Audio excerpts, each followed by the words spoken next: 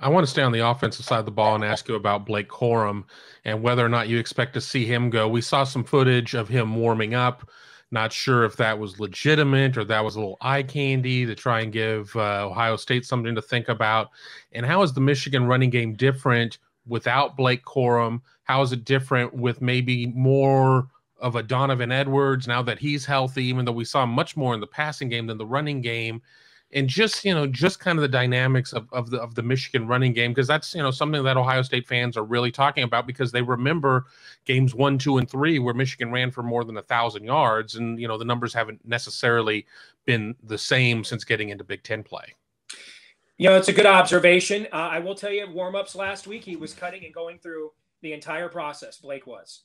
Now, was he at 100% speed? That, who knows? But he was doing everything that you would normally do as part of a warm-up last week. When you look at, and this goes right to the point I was talking about at the beginning, this is just a different level of skill talent than Michigan has had for a long, long time. When you look at, this is the best running back room that Michigan has had probably since the early 90s, when you had Tyrone Wheatley and Ricky Powers and Jesse Johnson, and Ed Davis was your fourth string back. And when you look at Donovan Edwards in-state as a running back, he might be the best running back recruit the state of Michigan has produced since Tyrone Wheatley in terms of national stature. Blake Corum, to me, is a cross between J.K. Dobbins and Mike Hart. He is more explosive than Mike Hart was, not quite as explosive as J.K. was, but the body type, him and J.K.'s body type, very similar. And so I think that he has a different gear.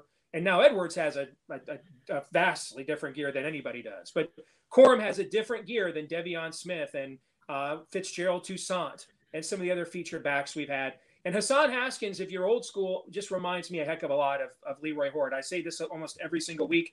They just were wearing a lot bigger shoulder pads back then, okay? But, I mean, he's just a truck. And he's a more explosive athlete than you think. And I think you'll see that at the combine. I don't think he'll run like 4.4, but I'll bet you on like the cone drills and those sorts of things at the combine, I think people will be very surprised by how good he is as an explosive athlete. He just doesn't have the extra gear that Blake Corum and Donovan Edwards do. And Corum and Edwards are both excellent receivers.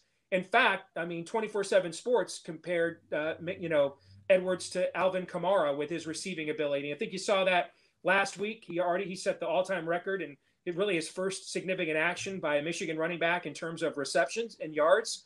And a lot of those were throws that he picked up off the grass and just, and it didn't lose stride or lose any speed whatsoever. It's not as labored as it has been for a long time around here. And so the big issues with Michigan is philosophically. And that's why, especially if just knowing Michigan football as I do, knowing Jim Harbaugh as I do, they're going to try to do what Oregon did. They're going to see that there's a proof of concept there. They're going to see in terms of talent and roster, they're very similar teams. Oregon also has a game manager, quarterback. They didn't have their Thibodeau in that game. We've got our Aiden Hutchinson.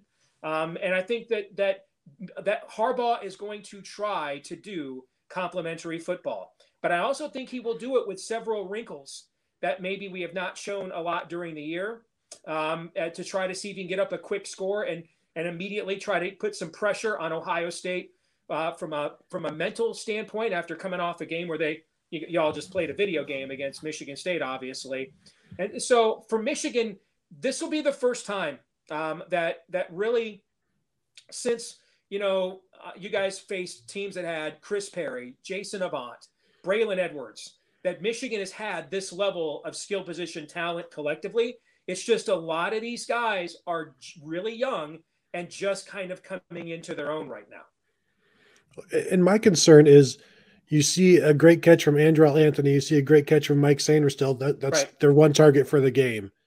And they don't use all of the weapons that they have. And then Donovan Edwards shows up, not quite out of nowhere, but certainly out of nowhere in the passing game, and has 10 catches. And you're like, you should have held on to that for a week and sprung that on Ohio State.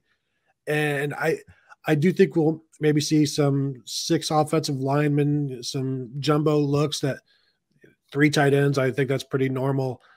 Minnesota had some success with that. Oregon had some success with some things with some leverage. I think Ohio State's leverage defensively has gotten fixed a little bit, but maybe it's time to test that theory again with what Michigan wants to do. But